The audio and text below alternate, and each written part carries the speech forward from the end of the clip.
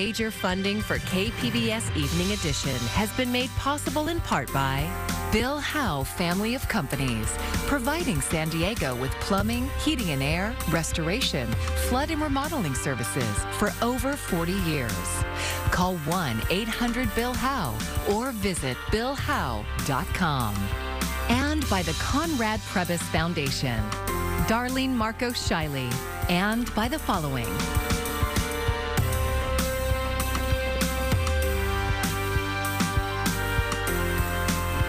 And by viewers like you. Thank you.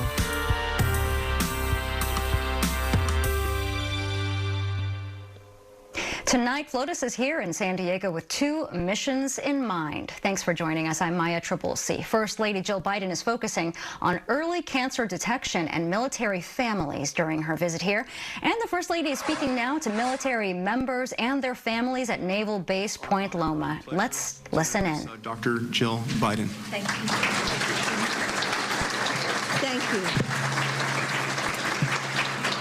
Thank you, Tim, and thank you to the entire team here at the San Diego Armed Services YMCA for hosting us and putting this wonderful meal. So I just came from the ship, so I had to have my sneakers on because I was climbing up and down the ladders, and I thought the heels, just weren't right for that. But anyway, I'm grateful to the representatives Jacobs and Peters for joining us. So thank you for being here.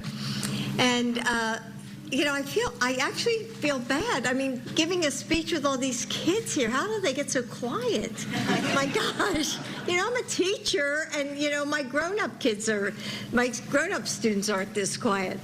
But anyway, I want to thank the leadership of the USS Giffords for this warm reception. And just minutes ago, the Blue Crew brought me on board your ship, and as always, welcomed me with warmth and kindness. And seeing it again today, it's hard to believe that it was 8 years ago that we christened it. And in that time, this ship and its crew have honored their namesake, Gabby, a woman who never stops fighting with courage and resilience. And actually, I think I just saw her just a couple months ago. And dedicating this vessel was an honor that I accepted not as then Second Lady, but also as the daughter of a signalman. My dad was Don Jacobs, and he served in the Navy in the Pacific in World War II. And I'm also the mom of Major Bo Biden, a man, and as a nana who watched her two little grandchildren put on brave smiles while their father served in Iraq. And, I will never forget the emotions that ran through me as I stood in front of the bow, just praying. And, I mean, you don't know how nerve-wracking it is. I had that bottle in my hand, and I was just praying that it was just going to break the first time. So I was excited and nervous, but most of all, I was deeply proud to become an honorary member of the crew's family, a shipmate for life. That's okay. Nobody has to be quiet. I'm a nana. I get it. It's a privilege to call you my community, my military family, and it's wonderful to be here with all of you today. So I'm excited to hear your stories and take them back to my husband, your president, so that we can better serve. And we are carrying First Lady Jill Biden's full remarks on our website, kpbs.org. Now let's get to more of today's top stories. More allegations tonight of retaliation by some professors on University of California campuses. Unionized academic workers won a new contract in late December after a historic strike. KPBS education reporter MG Perez talked to some at UC San Diego who say that they are still being punished illegally for their actions. It's hard to predict. There is a lot of turbulent flow, basically, of the molten core. Daniel Primosh tries his best to explain the research work he does at UC San Diego. It's complicated. What's not complicated is the real possibility of him losing his position and livelihood. What do we want? Fair contract! When do we want it? Primash joined thousands of other University of California academic workers in a historic strike that lasted almost 6 weeks at the end of last year. They demanded higher pay and better working conditions. Many of the researchers and teaching assistants walked the picket lines and did not report for their class assignments.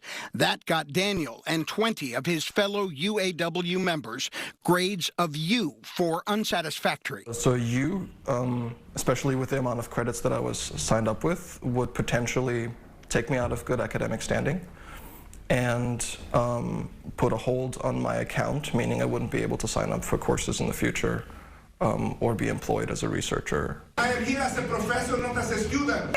Academic union members have shown up to the classrooms of professors who gave the unsatisfactory grades, demanding they change the grades to passing.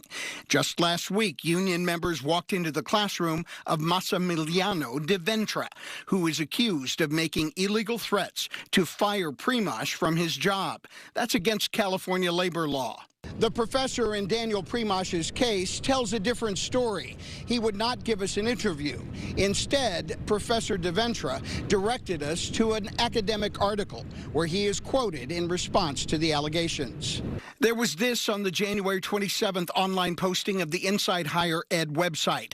"I never threatened anybody," de Ventra said. "That's a lie. That's a total lie. If they don't study and they don't perform and do the homework, that's it," de Ventra said. Ahmed Akhtar is a leader of the Student Researchers United bargaining team.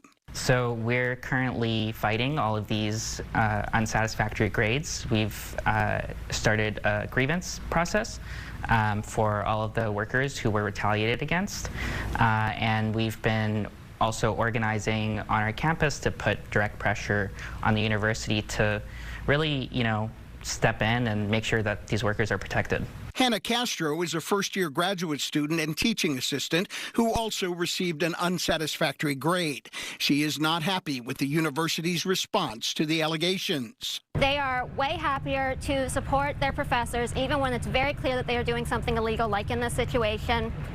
And they seem just unwilling to acknowledge that we are a very important part of the UC San Diego ecosystem. If the unsatisfactory grades stay on the record, those grad students could lose their jobs in late March when the spring quarter begins. MG Perez, KPBS News. Under state law, law enforcement has to share video and records whenever they use force that causes significant injury. But the San Diego Sheriff's Department tried to keep an incident in Imperial Beach under wraps. KPBS investigative reporter Claire Tregeser says now the public can see what happened. And a warning to viewers, the following video is graphic. A few days before Christmas in 2019, Joe Young was called to a sheriff's DUI checkpoint in Imperial Beach to pick up his son. Young didn't have his ID, so the deputies wouldn't let him take his son home. Then deputies tried to arrest him and ended up tasing him. A taser barb hit a lighter in Young's pocket and he caught on fire. I'm on fire, man! I'm on fire, dude! I'm on fire, man!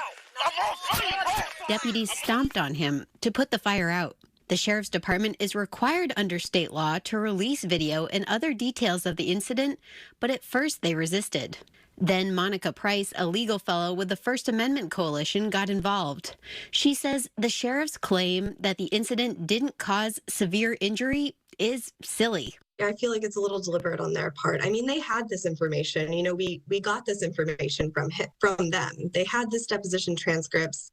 They know what happened with the lawsuit. They could have, flipped through these deposition transcripts, seen that their own officers are saying that this man was kicked, he was on fire. After stomping on him, deputies tased Young again, this time in the back. Then they took him to the hospital. Young was initially charged with resisting arrest and obstructing an officer, but the charges were later dismissed. I'm not trying to argue and fight with you, man. I'm just here for my son. Price says the Sheriff's Department's initial refusal to release the video is unfortunately not unusual. There's been a pattern of resistance among police agencies ever since the law went into effect in 2018. So she says she and others must continue to fight on behalf of the public. We wanted these records to come out so that the public can see them, decide for themselves if what they think happened was in line with department policy, if this was how department policy should be. The sheriff's department wouldn't comment on the incident or why the video wasn't initially released. Claire Tregesser, KPBS News. The U.S. deports roughly 300,000 people each year, and those with relatives in the United States rarely stray too far from the border. KPBS reporter Gustavo Solis spoke to several deportees in Tijuana about life after deportation. My name is Angel, and I'm contacting you today with an urgent message in regard to a complaint that's been forwarded over to my office. Ivan Hernandez works at a Tijuana call center.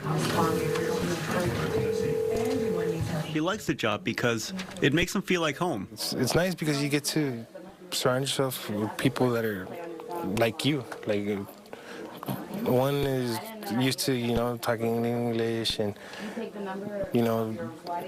having fun with people that can't understand you, that have been over in the States. Hernandez is a Mexican national who was brought to the U.S. as an infant. He grew up undocumented near Las Vegas.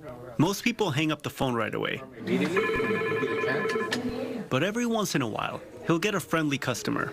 He's especially excited when it's a fellow motorhead. There was this one time when I had a phone call, and it was nice because I heard he was driving an engine, and I was like, oh, what kind of engine is that? That's such and such. Oh, wow. I had a car similar to that. Hernandez hadn't planned on working in Mexican call centers, but when he became an adult in the U.S., he quickly realized that he had no hope of getting a legal work permit. So in 2011, he decided to self-deport back to Mexico. It was either that or spend his life in the shadows. He's not alone among his coworkers at the call center. These jobs have become established landing spots for deportees. Their English skills are an asset, and wages there are 3 times more than what they would make in a factory. Please understand that this is a time-sensitive matter. Daniel Ruiz started working in call centers 20 years ago. Now he owns one. Most of his employees are deportees. He knows exactly what they're going through because it happened to him. It was a whole new culture to me because, I was taken over there as a baby, so I never lived in Mexico. And coming back as an adult, it was a whole new culture. It was like if they would have put me in China, it would have been the same thing. Even though it's technically their home country, deportees aren't always accepted back to Mexican society. Ruiz says that they're viewed as cholos or criminals. He says he experienced discrimination while applying for a federal ID. And one of the guys that worked for the government says, oh, now you want to be Mexican. It's like, where'd that come from? So I just want to get my license.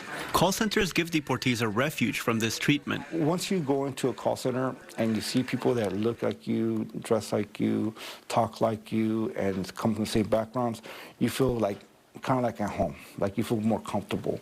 In some cases, they can even give somebody a second chance. Yes, hi. Good afternoon. My name is Omar West. I'm contacting you from National Processing. I did 21 years in prison, and that gave me a reality check. So now I come here, it's like everything's new to me, freedom, and I just live day by day, just do what's right. This is Omar. He didn't want to share his name because of the stigma of being a deported convict. He says the job and friends he's made through the call centers help him stay busy and out of trouble. Well, I got lucky enough that I came to my friend's house that helped me out, and I was there for a month until I got my own place, and little by little, I learned about the call centers. Every deportee interviewed for this story still has family in the U.S. Some of them are American citizens, while others remain undocumented. The holidays can be particularly hard. Again, here's Ruiz. I miss my family. I wish I was able to go to birthday parties, Christmas, Thanksgiving. Anytime my family unites, they go for whatever party they're doing, they're all together, and I'm here. So that right there, that pain, is was every deportee. So that's the pain that we all feel. That's what unites us. Ruiz co-founded a nonprofit called Borderline Crisis Center in 2016. It helps deportees adjust to life in Mexico, helping them find housing, jobs, and government IDs. His goal is to help ease the pain that he knows all too well. Please try your call again later. Gustavo Solis, KPBS News. Starting tomorrow, you'll be able to ride the train from San Diego to Orange County, but only on the weekends for now. The Orange County Transportation Authority says that the railroad tracks in San Clemente impacted by coastal erosion are safe for limited passenger service. Amtrak Pacific Surfliner trains will run Saturdays and Sundays. Railroad stabilization work is expected to be completed in mid-March. Bed Bath & Beyond announced several store closures this week in San Diego. SDSU's Miro Kopik says it could be a sign of more trouble for traditional retail in the Friday Business Report. Retail is going to struggle in 2023. During the pandemic, online sales went from an average of about 14% of total retail sales to over 35%. But in 2022, people went back to retail in droves. Most retailers got a big reprieve in 2022. 2023 and beyond is going to be a challenge. So in the case of Bed Bath & Beyond, a lot of their problems can be traced back about 3 or 4 years ago. They're in second-tier malls. So first-tier malls have really remade themselves to enhance the customer experience. Second-tier malls, strip malls, not so much. But companies like both Kohl's, which is in trouble, and Nordstrom, which is in trouble for their flagship stores. Their Nordstrom Rack business is doing fairly well, but their core Nordstrom stores are challenging.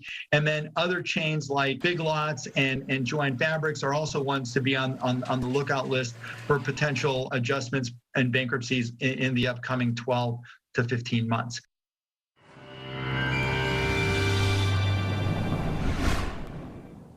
Thanks for tuning in. Let's start you off with your weather headlines. We have a lot to talk about. Warming trend through Saturday. So we are going to continue on the up and up on the mercury, but we're cooling down for Sunday. It is going to be windy too, but not for too long. We're going to start on that warming trend again soon enough by Monday. Tonight dropping down to a low of 44 along Metro, mainly clear and chilly. Now across the rest of the region, Oceanside dropping down to 39, Ramona at 35, Mount Laguna at 39. And Campo down to 40. But for tomorrow, we'll have plenty of sunshine to go around, really abundant sunshine, no shortage of it. San Diego at 65, sunny skies, Oceanside at 64. If we take our eye again closer to the mountains, Mount Laguna at 53. And even as we make our way towards the deserts too, we're going to be in the 70s.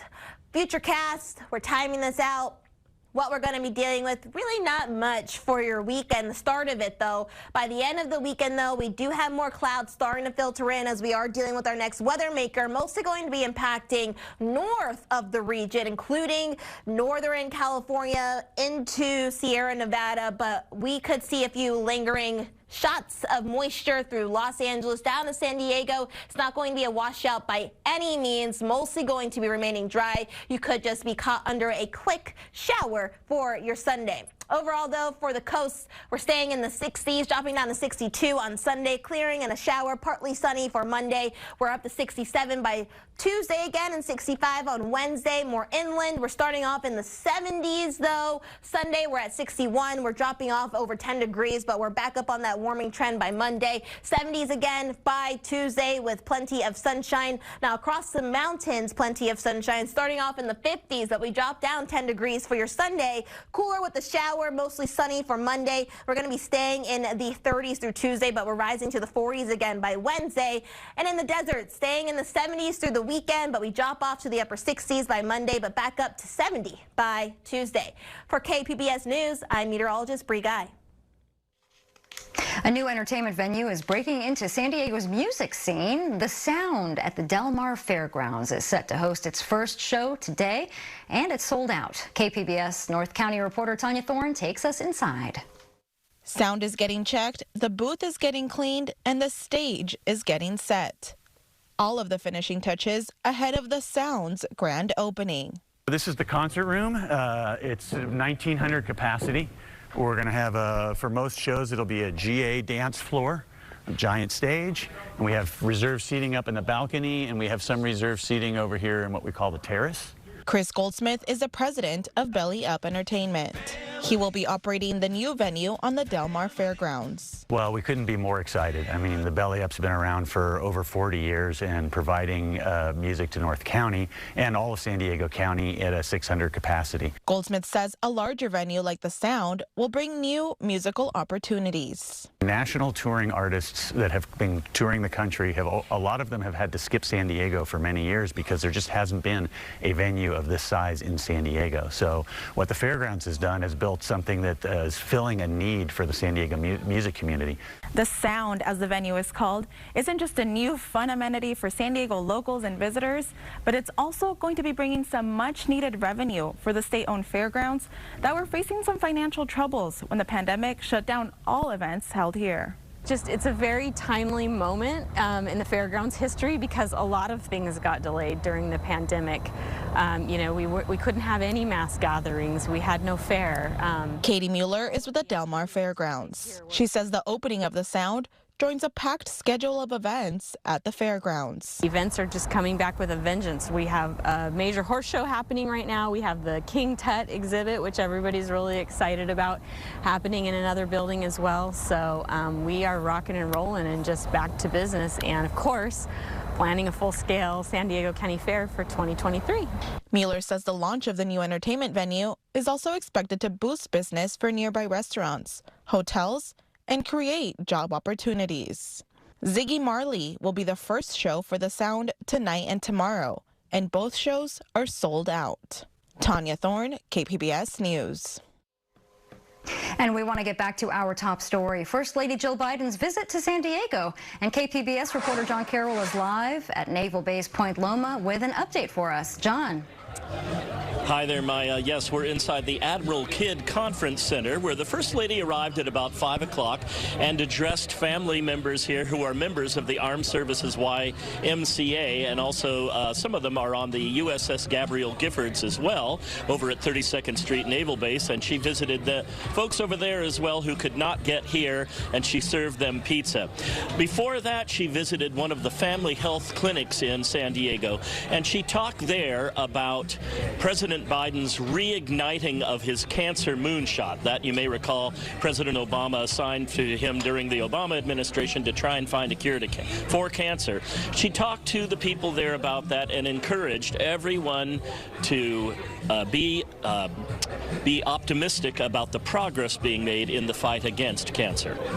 Because really early detection is the key, and a lot of cancers are curable, and people don't need to be scared you're always scared when you hear the word cancer, but they don't need to be afraid like people were maybe 10 years ago, because now things have advanced so far, and it's because we have all this evidence-based research. The First Lady delivered fairly brief remarks, and then after that, a lot of the children here ran up and she greeted them, and she has been, she just stopped. She's posing for pictures with folks over there now. She was serving food as well. After this stop here, she will head up to Oceanside for an event tomorrow at the Cohen Family Health Center, and then after that, she goes up to Los Angeles. Live at Naval Base Point Loma, John Carroll, KPBS News. Maya. Thanks for that report, John. Now, tomorrow, Comic-Con Museum will unveil its new exhibit, the Animation Academy, From Pencils to Pixels. KPBS arts reporter Beth Accomando got a sneak peek of the exhibit and even tried her hand at some animation. You may not recognize this face or know Bill Farmer's name, but you know his voice. For the last 36 years, I've been doing cartoons and movies and television shows with such characters as, gosh, Goofy's one of my favorites, and his pal Pluto. Woo! Yes, I get paid to bark. You can also hear his voice as part of the new Animation Academy exhibit at the Comic-Con Museum. This is a very interactive exhibit where you learn about the history of animation, some pioneers in animation you may not know about. There's a lot of hands-on things where you can actually animate things and learn the process. And it's all that behind-the-scenes stuff that you may not know about that really is intriguing about this exhibit. Troy Carlson, CEO of Stage 9 Exhibits that designed the show, has been obsessed with animation since he was a kid making Super 8 movies. He wanted the exhibit to pay tribute to the pioneers of animation. From the early years up to the early computer animation, and show the process of animation, and show all the work that goes into it, and kind of deconstruct the process of animation so that it's a very hands-on, engaging exhibit where people can make their own stop-motion movie, they can draw their own characters, they can learn what goes into making an animated film. One of Carlson's favorite spots is the stop-motion studio where they actually made a Gumby film.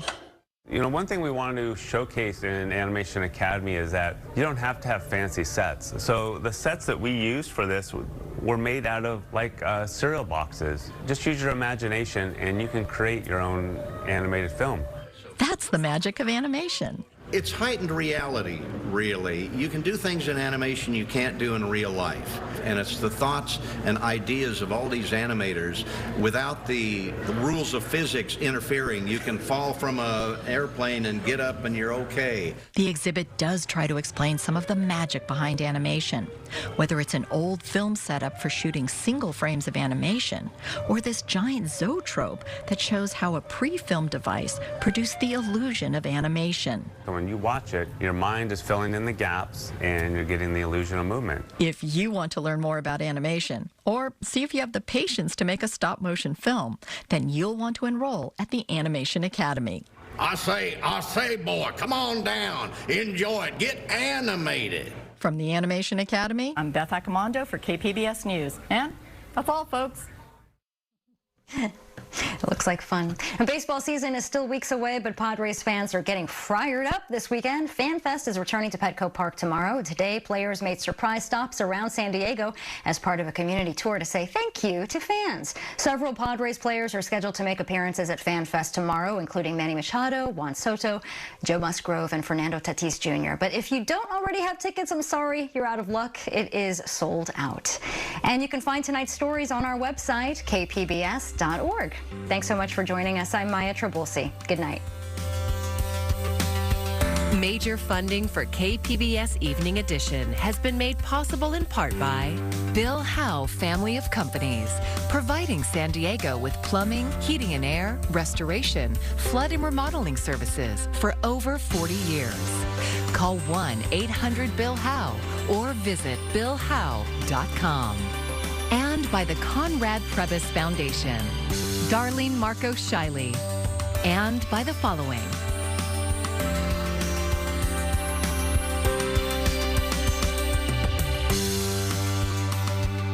And by viewers like you.